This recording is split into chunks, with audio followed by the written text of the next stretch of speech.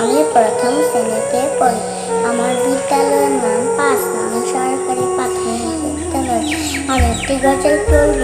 ফুল কেন ফুটে, পাখি কেমন গায়, নদী কেন ছুটে দূর সীমানায়, পাতা কেন ঝুলে, মন কেন ভুলে, কেন এত রং ধূপ নীলিমায়, কেন এত রং, কেন এত ছবি, কে এঁকেছে, কে এঁকেছে, কোন সে কবি?